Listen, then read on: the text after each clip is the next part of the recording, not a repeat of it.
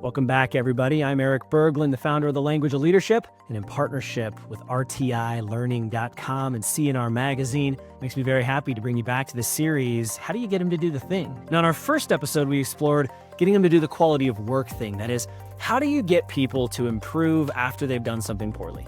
How do you hold them accountable to that? In our second episode, we explored how to set people up to be more accountable. What do you need to do in order to make sure they're more likely to be successful at the thing in the first place? And on our last, we talked about how do you give people feedback? That is, how do you get them to hear the feedback they might need to receive in order to continue getting better at their jobs? And today we're going to zoom out a little bit. We're going to talk about the leadership thing. How do you do the leadership thing? Because it can be really important to understand what leadership is and what it isn't.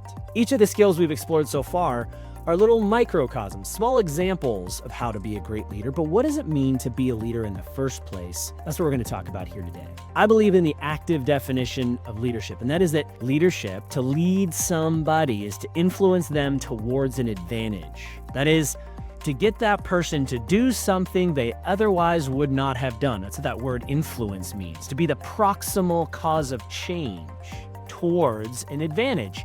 Now, when you're the proximal cause of change, you're getting somebody to do something they might not have wanted to do or realized that they needed to do.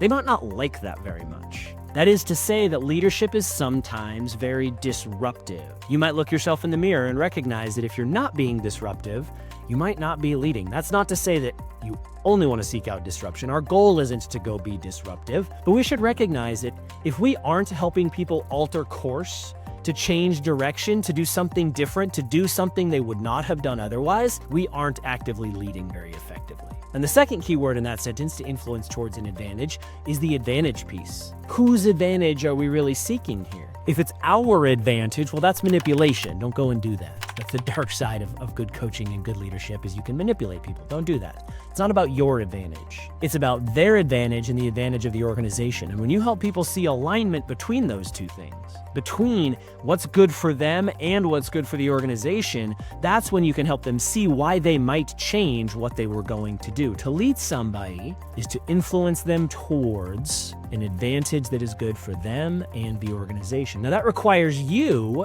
to understand what might be good for that person. That requires you to understand what might be advantageous to them and to recognize that of all the people you lead, they might want slightly different things. You might have people who are hungry for career opportunities and that next promotion or that next pay raise. You might have others who really don't want more responsibility. They just want more flexible time so they can actually coach their kid's soccer team or something. Additionally, you might have people who really just want to enjoy their job more. They want less stress. They want less chaos, and leveling up some skills might allow them to do that. Other people just want to keep their job, and sometimes that's what comes into play. There's always something advantageous for the other person, and getting good at recognizing that and articulating that to the person and helping them understand that the thing that would be good for them requires them to do something different. That's what leadership is all about.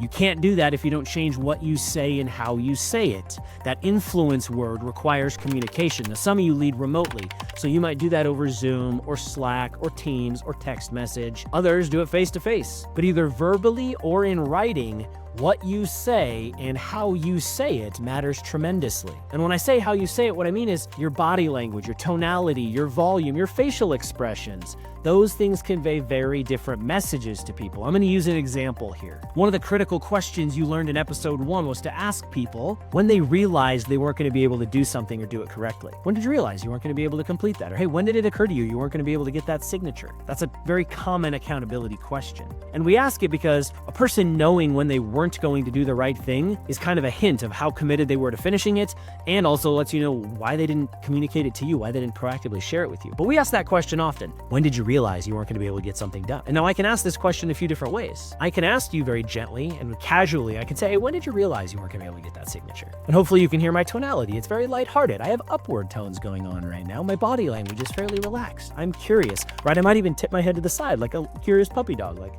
when did you realize? Being a bit dramatic on the video, but I hope you take my meaning. Conversely, I could say, when did you realize you weren't going to be able to get it done? When did you know you weren't going to be able to complete that? Do you see the difference? It's a pretty big difference, right? I said basically the same thing. My script didn't really change, but everything about the conversation changed because of how I said it. My body language, my facial expressions, my aggression, my tonality, all of those things influence how well you're able to lead. And some of you right now are listening at this and going, man, I don't do the best job of that. That's okay. You can practice that. You can get better at controlling and using your tonality intentionally. And that's the critical thing I want to drive home today. Doing the leadership thing is all about intentionally altering what you say, but maybe more importantly, how you say it in order to influence that person towards an advantage. And some people need you to use more casual body language and upward tones. And some people, frankly, need you to kind of yell at them a little bit. Let's be real. If you use upward tones with somebody, they might not take you seriously. I used to have a guy work for me. His name was Mike. If I didn't swear at Mike a little bit, he didn't take me seriously enough. So please don't hear me telling you it's all about softening your language. That's not my point at all. My point is just that knowing your audience, understanding who that individual is and how sensitive this issue might be, and using that intentionally to alter how you're saying it and potentially what words you're using is what's going to allow you to influence that person towards an advantage. If that's what you take out of today, you're learning the right lesson. Change your body language, tonality, volume, facial expressions intentionally in order to be a more effective leader. You can practice that with us at thelanguageofleadership.io, www.languageofleadership.io.